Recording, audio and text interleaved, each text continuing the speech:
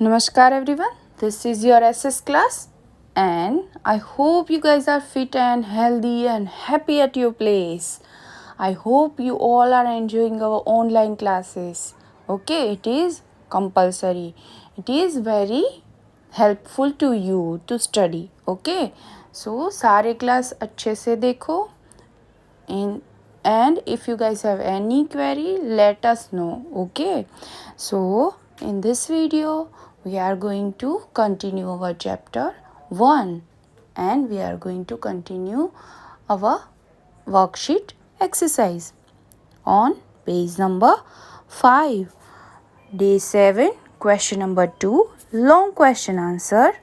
First question is, what is galaxy? So what is the question is what is galaxy, यानी galaxy क्या है. तो ये बहुत ही ईजी है. See answer is a galaxy is a huge collection of gas, dust and billions of stars and their solar system all held together by gravity.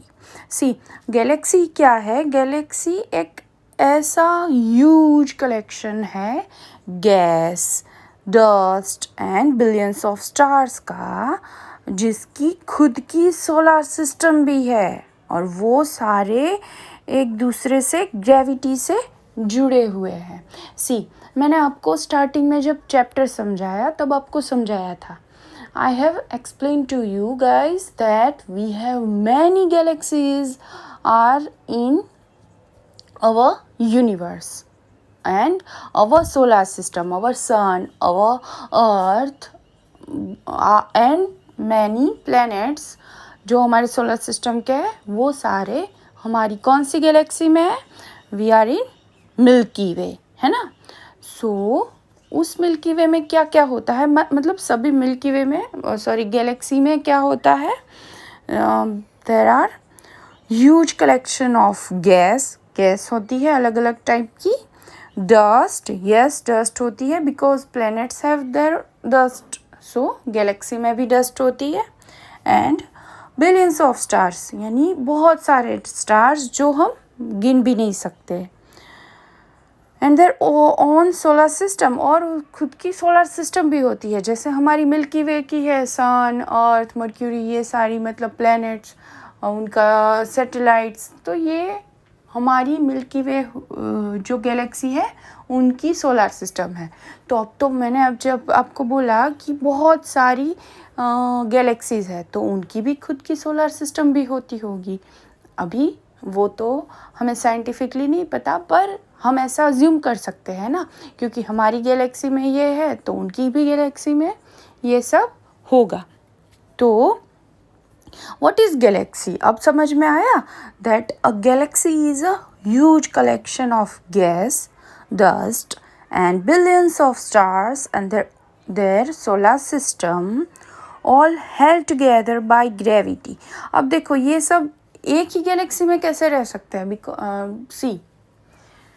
Because of their gravity की वजह से ही हम एक ही गैलेक्सी में टिक सकते हैं. जैसे हमारी अर्थ है, अर्थ पे भी ग्रेविटी है. तो जैसे हमारी अर्थ है, हमने वैसे हम तो we are humans and animals जिनके पास जान है तो वो खुद से चल फिर सकते हैं, है ना.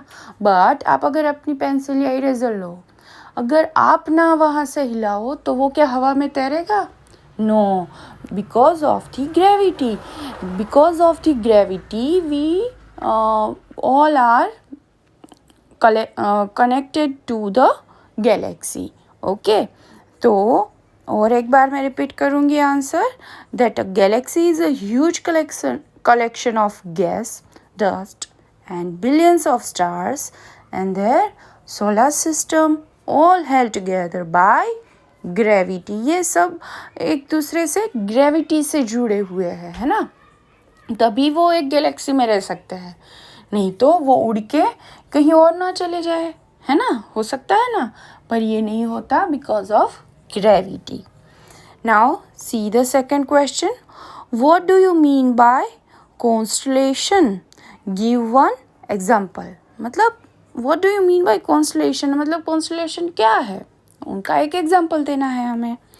तो answer is, we can see many groups of stars and different patterns in the dark night which are called constellations.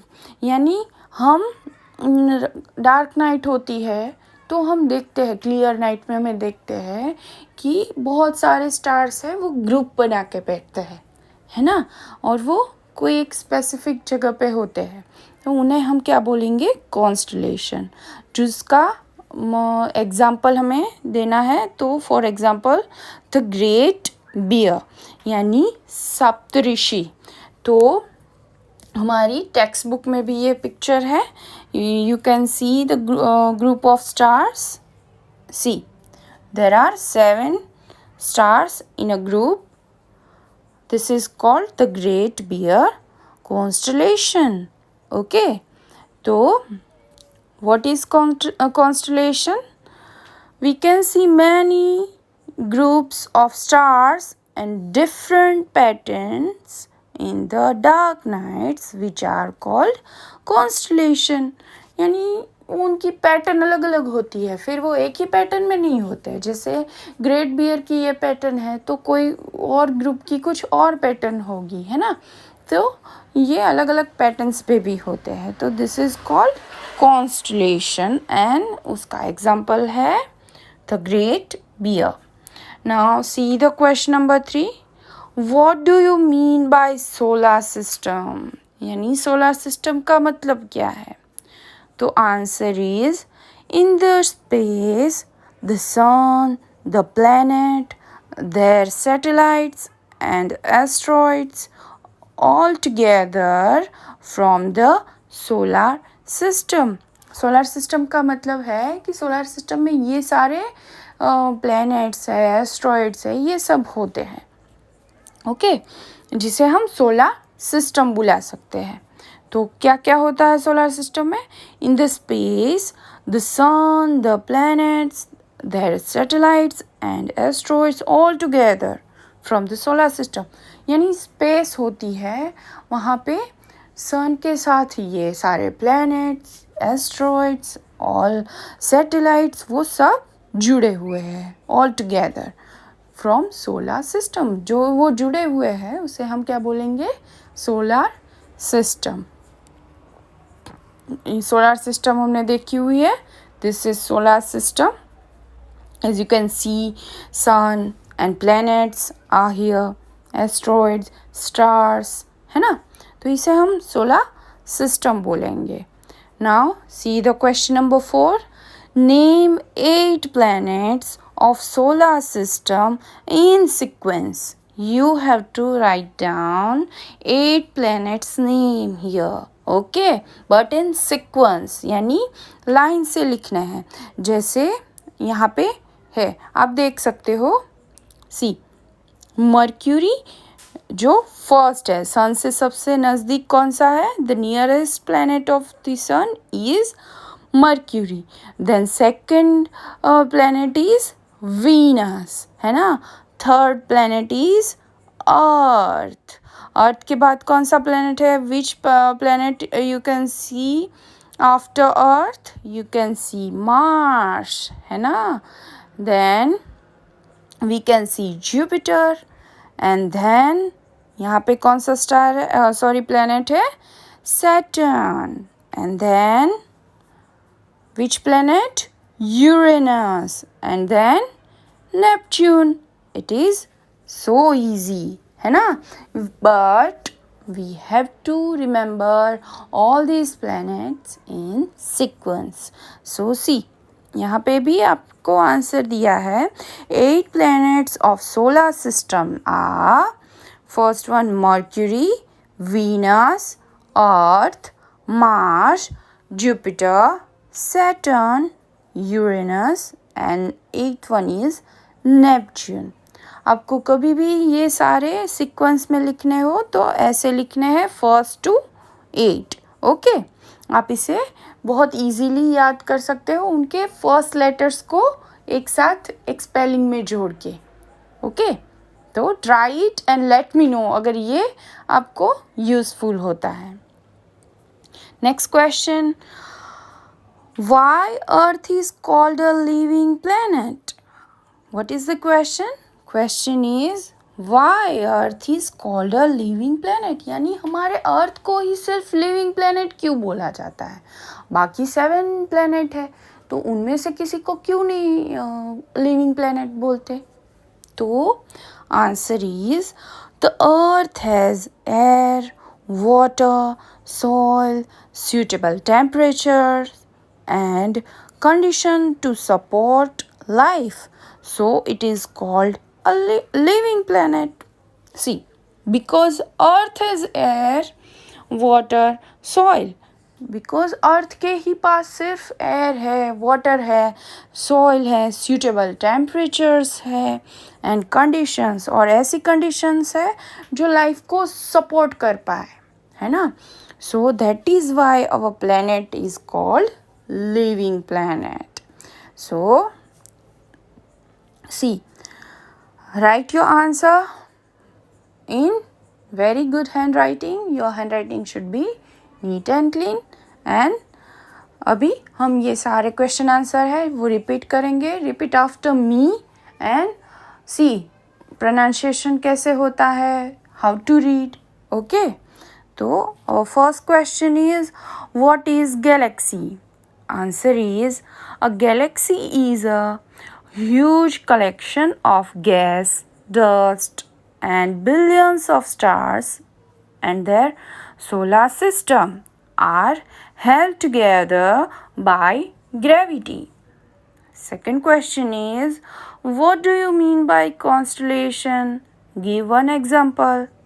Answer is we can see many groups of stars in different patterns in the dark nights, which are called constellation. For example, the Great Bear. Now see the third one. What do you mean by solar system? Answer is in the space, the sun, the planet, their satellites and asteroids all together from the solar system. Fourth one is name 8 planets of solar system in sequence. Answer is 8 planets of solar system are, first one is Mercury, second one is Venus, third one is Earth, fourth one is Mars, fifth one is Jupiter, sixth one is Saturn, seventh one is Uranus, eighth one is Neptune. Don't forget to put full stop, okay? After every answer, you must have to put full stop. Now, last question, fifth question. Why Earth is called a living planet?